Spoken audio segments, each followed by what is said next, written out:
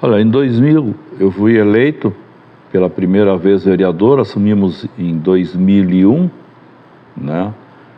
E foi assim uma experiência nova. Eu tinha 4 anos antes administrado o município, né? Então no executivo, e agora então entrava numa experiência legislativa. Procurei durante esse mandato imprimir uma seriedade para a Câmara, né? Não que não tivesse, mas fazer com que o povo confiasse cada vez mais na Câmara e nos próprios vereadores. Foi o que eu me propus naquela época lá, né? Só que não era assim muito fácil, porque nós não tínhamos uma maioria para modificar as coisas, principalmente quando fossem necessário 2/3 dos votos. Na época éramos 11 vereadores e, portanto, 2/3 precisava 8, né? E nós tínhamos 6, conforme a votação, 7. Mas sempre precisasse uma votação mais importante, de alteração da lei orgânica, alguma coisa mais, que precisasse os 8 votos, não era fácil conseguir. Mas assim mesmo nós conseguimos fazer algumas modificações nesse primeiro ano, que eu sempre brinco que eu fui o primeiro presidente da Câmara do século XXI, né? Começava, embora na época havia uma discussão se o século começava no ano 2000 ou no 2001. É certo que é 2001 porque não existe o ano 0, é o ano 1, né, que termina para ser 100 no ano 100. Então, com 101 começou. Então, graças a Deus, não só aqui em Marau, a gente parou com essa discussão ali, né? Mas então nós tivemos essa oportunidade de administrar a Câmara naquela época, que ainda era sem essa parte que nós estamos agora, que era um terreno baldio, pertencia ao sindicato, mas não tinha nada construído. E nós entramos em tratativas com a diretoria do sindicato rural, sendo o presidente o Miguel Broco, e conseguimos, num acordo aí, nós iríamos aumentar o aluguel e garantir por tantos anos manter a Câmara aqui, né, para ele não terminar de fazer a reforma e a gente ir embora. E daí, quando terminou nosso mandato, em 31 de dezembro, estavam nos ultimatos da Câmara aqui, essa parte nova. Então nós ainda encerramos lá e teve o recesso de 1 mês e tal. Eles apuraram, conseguiram, né, aprontar, a Câmara conseguiu mobiliar, e o segundo mandato, que foi do Borba, já foi nesse local que nós estamos agora. Então o lugar era mais acanhado, né? Era dessa parte aí onde tem a porta de vidro para lá. Então, né, a estrutura era bem mais apertada. Secretaria, tudo era meio junto, meio amontoado. Lugar para o público era pequeno, né? Mas foi uma das que, embora não tenha sido inaugurada, digamos, na nossa administração, foi uma proposição que nós fizemos, um tratado junto ao sindicato, e conseguimos ampliação desse local aqui.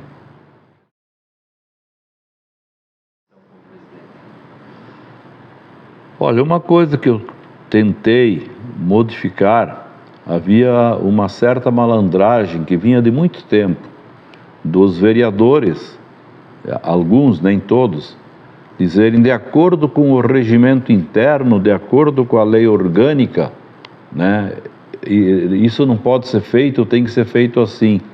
E passava. E eu acho que parece pouca coisa, mas é importante. Comecei a exigir que dissessem, tá, de acordo com o artigo tal, né, inciso tal, letra tal, da lei orgânica, ou do regimento interno, ou daquela outra lei comum, para ficar realmente sedimentado em cima de algo e não jogado assim ao léu, né? De acordo com, né? E se empurrava muita matéria desse jeito. Então foi uma das coisas que a gente conseguiu impor. A outra também, fazer com que as pessoas mantivessem o tempo regimental quando usassem a palavra, né? Procuramos assim fazer uma administração da Câmara bem moderna para a época. Lá se vão 24 anos, né? E corrigir certos vícios, mas graças a Deus nós conseguimos levar a bom termo. E como presidente foi mais ou menos isso aí. Claro que teve umas outras coisas que eu, como vereador, que apresentei projetos, mas daí é outra coisa, né? Mas basicamente foi isso aí, fazer com que a Câmara se modernizasse, saísse um pouco daquele costume de que vai de qualquer jeito, né? Citar e, né, respeitar os prazos e assim por diante. O desafio era enfrentar, né, a oposição, que hoje em dia, graças a Deus, a gente nota, mesmo quando eu deixei o mandato já em 2016, por aí, o último mandato que eu exerci, já estava bem mais ameno, era muito acirrado, né? Mas, graças a Deus, nós não tivemos, assim, problemas gravíssimos, né? Aquilo que era comum, e nesses 24 anos, Marau progrediu, hoje em dia já tem outra mentalidade, ainda tem resquícios daquela velha embate entre o antigo PSD e o antigo PTB lá da década de 50 e da Arena e do MDB da década de 60, 70, né? Hoje há mais camaradagem, inclusive, entre os vereadores. Na época, praticamente terminava a sessão e ia um para cada lado. Então, a gente foi procurando amenizar isso aí, não se muda isso da noite para o dia. Não fui o único presidente que tentou fazer isso, outros também fizeram, né? E hoje eu pelo menos noto uma mudança nesse sentido. Mas eram os pontos negativos daquela época, uma acirrada e oposição, né? Mas não quer dizer que a situação também não fizesse um acirramento das suas ideias. Não vão também por toda a culpa só de um lado, né? Os dois lados se degladiavam e a gente tinha que contemporizar ali no meio, né? Era ainda um momento bastante acirrado, né? Porque isso eu não conto apenas para colocar como fato histórico e não para me vangloriar ou querer tripudiar sobre outros partidos. A nossa eleição para prefeito em 92, que daí administramos de 93 a 96, foi a primeira vez que a oposição ganhou um cargo em Marau, né, a prefeitura. Mas logo em seguida, o meu sucessor, que concorreu, não tinha reeleição na época, perdeu e voltou novamente à antiga Arena. Na época se chamava, acho que PSD, eu não me recordo como é que era, né? Mas era os antigos adversários. Então, depois então veio a eleição de 2001, que também foi bastante acirrada, em que os partidos que tinham aí de oposição ao governo do Romanini calculavam, faziam assim as tratativas no sentido de que os partidos todos tinham que se unir, porque senão dificilmente se derrotaria a antiga Arena, porque eles eram fortes e sempre foram fortes em Marau. Então formou-se aquela coligação em que o Bordim né? O João Bordim, pelo PT, concorreu a prefeito, o Vilmar Zanquim, pelo PMDB, concorreu a vice, mas teve também o apoio do outro partido forte da época, que era o PSB, né? E agora não me recordo se o PDT estava conosco ou não, mas havia ainda bastante acirramento, porque estava recém naquelas primeiras vezes em que um partido ganhava e perdia, né? E não era muito fácil.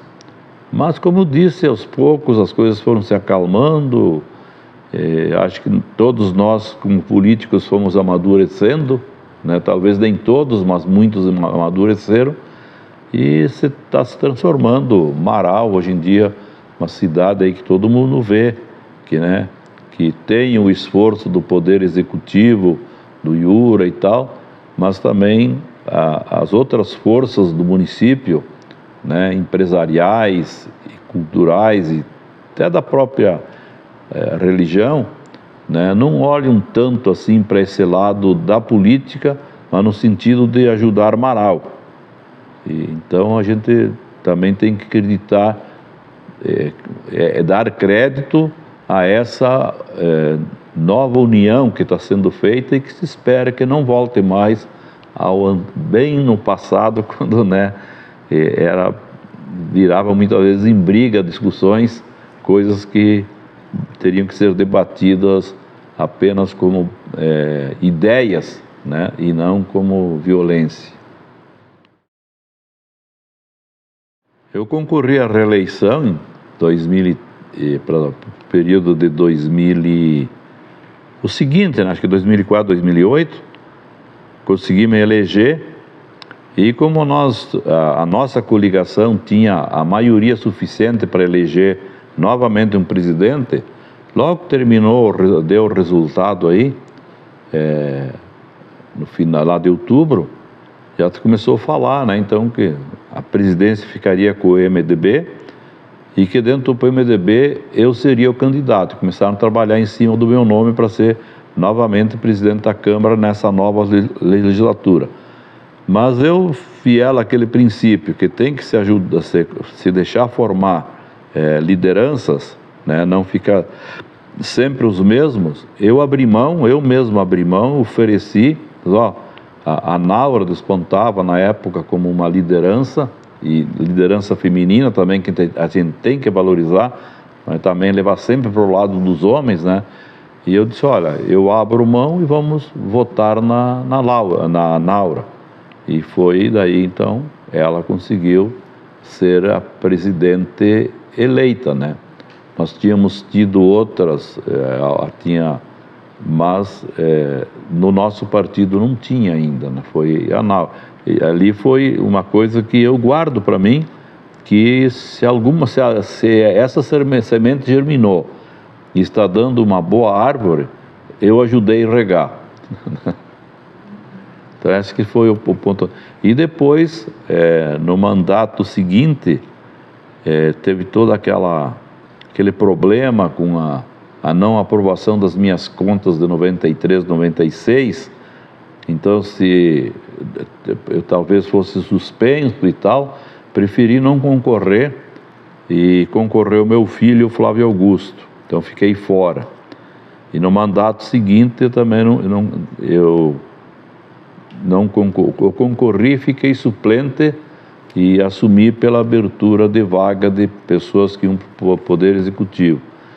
E depois também essa última, que é anterior a essa aqui, né, não é essa legislatura, anterior, eu daí desisti. Eu cheguei a começar a preparar a papelama para concorrer, né? E o próprio Iura, na época, ele veio lá em casa, conversou comigo, disse que precisava muito que eu, né? E eu não estava com muita vontade e tal, mas concordei. Mas depois comecei a pensar dos prós e dos contras, e à tarde eu telefonei para eles, olha, eu não concorro mais. E agora também, esses dias até alguém dizendo, tu tem que concorrer, de quanto precisa de sangue novo. O meu sangue não é tão novo, com 81, né? Sangue novo tem que pegar esses mais jovens e tal, né? Mas orientá-los, né? Também não podemos... A gente vê que tem gente que quer ser candidato a vereador ou vereadora e tem um espírito assim de querer servir ao povo. Mas também a gente nota que alguns apenas, se eu for vereador, eu tenho um salário, eu sou respeitado porque sou vereador. Não pode ser assim, né? O salário do vereador não deve ser a coisa mais importante, é servir o povo de verdade, né? Então tem que pôr sangue novo, né? E eu mais ou menos sigo os passos do meu ídolo dentro do MDB, que é o Pedro Simão. Ele também podia ser senador ainda, né? Mas ele está dando vaga para outros e estão surgindo novas lideranças dentro do MDB estadual.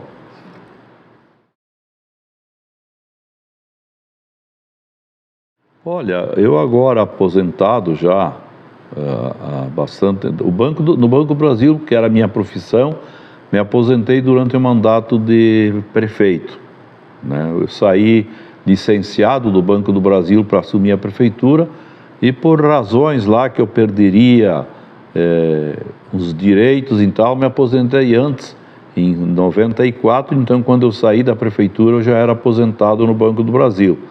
Mas praticamente nunca fiquei sem fazer nada nesse período, né? Ainda naquele período de 97 até 2000, eu estive, fui em cargos internos no governo do Estado, na Secretaria da Agricultura, aqui na Câmara como assessor da bancada do MDB, e depois, então, 2001, a vereança, repetida em 2004, fiquei fora de 2008 a 2012, né? Depois, mais uma vez, né, eu também não concorri, e concorri a última vez, então, em 2014, eu acho ali, eu não tenho bem gravado, né? Mas eu não fui eleito titular, eu era suplente, e quando precisou haver o licenciamento, voltar para a Câmara, os vereadores que tinham aberto vaga para mim e para outros, nós saímos, e deve ter sido 2017. De lá para cá eu não tenho assim exercido nenhuma função que eu tenha horário obrigatório, não. Posso ter exercido assim funções comunitárias, partidárias, assim por diante. Eu hoje em dia fico bastante em casa, né? Até por causa do problema que eu tive nas pernas, com a erisipela e tal, né? Depois veio a pandemia, eu procurei me cuidar, eu anotava todos os dias, tinha na geladeira um papelzinho, fazia um risquinho cada dia que passava, e lá cheguei a 177 dias sem sair de casa, né? Mas eu não fico assim inativo. Escrevo num jornal, escrevo numa revista, procuro me manifestar, né? Mas assim, por exemplo, num partido também não tenho mais cargo diretivo. Sempre fui da opinião que você tem que dar lugar para os mais jovens, não se pode ficar que depois de repente a gente parte de repente e não tem liderança para nos substituir. Então a minha vida é mais hoje em dia caseira, né? Minha esposa ainda trabalha com 77 anos, lá no hospital, ela não gosta de trabalhar, então sou a motorista dela para levá-la, buscá-la, nessas coisas assim, e passo o tempo nisso aí, né? Leio bastante, gosto de ler, né? Assino jornais, leio, para me manter informado, né? Não ficar alienado pelas coisas que estão por aí, né? E sempre procuro fazer com senso crítico, não aceitar porque me dizem que aquilo lá é verde e eu acho que não é verde, que é preto, é outra cor, e eu procuro, mas é verde sim, a maioria diz que eu vou aceitar, não, né? Embasar o que a gente diz, né? E é assim que tem sido a minha vida agora.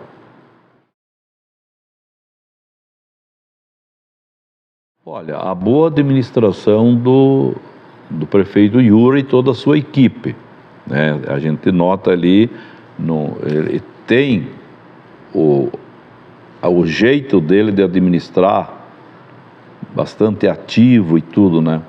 Mas é lógico que isso ali vem de longo tempo. Marau sempre teve prefeitos que procuraram fazer o que era possível na sua parte, né?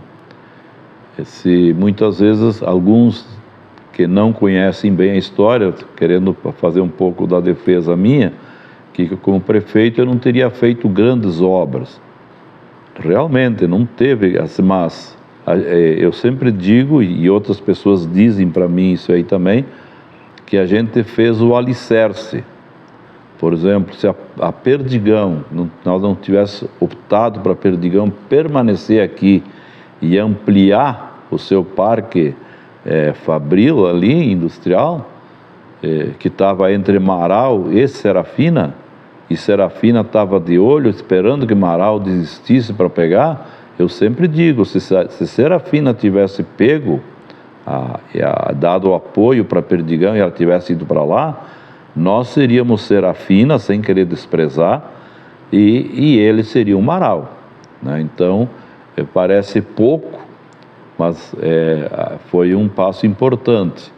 Aquela área, não sei se teve área maior do que isso até hoje, do Alberto Borella, com mais de 240 lotes para fazer casas que deixamos entregue para a administração que vinha depois de nós, né? Então também na habitação e outras coisas assim que não aparecem, né?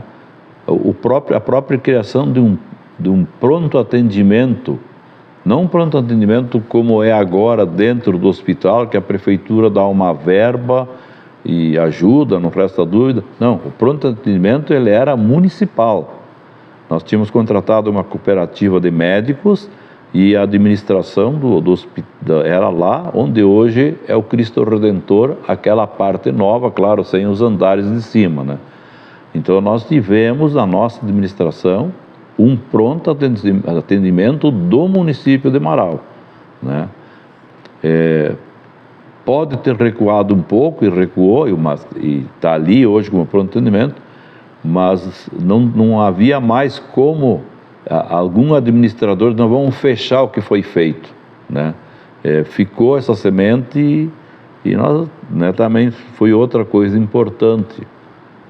E teria assim, né? Então, depois de mim, outros prefeitos também foram fazendo, o próprio Bordim, eu acho que o grande feito dele foi no Distrito Industrial, que agora está despontando mais ainda com as melhorias que estão sendo feitas lá, né? O Zanquim teve uma ótima administração, então, e o Yura é a cereja do bolo, né?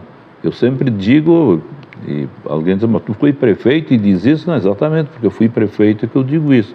Eu sempre digo, vai precisar pelo menos 100 anos para que apareça um outro prefeito assim tão operoso como o Yura, né?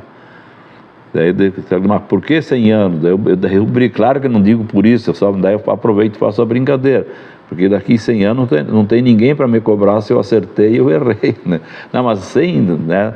Ele realmente deu uma transformada, e quem concorrer, seja pelo MDB, seja por outros partidos de oposição, né, tem que se preparar. Não é fácil dar a continuidade que ele está dando, né? Tem gente até que lamenta que não tenha a possibilidade de um terceiro mandato, né? Então, acho que o grande impulso, mas também, se não tivessem sido feitas certas coisas no passado, né? Veja aí o orçamento de Marau. Quando eu assumi, ainda era cruzeiros e cruzados, era 6, 7 milhões. Se fosse em reais, talvez desse 2, 3 milhões de reais. Hoje em dia está lá beirando os 300 milhões, né? É um orçamento. Mas por que tem orçamento? Porque foi sendo industrializado e o agronegócio também fez a sua parte, está fazendo a sua parte, o comércio e tudo, né? Então, agora o bom para o município é que toda essa verba caia na mão de um prefeito que realmente se interesse pela sua cidade, como é o caso do Yura.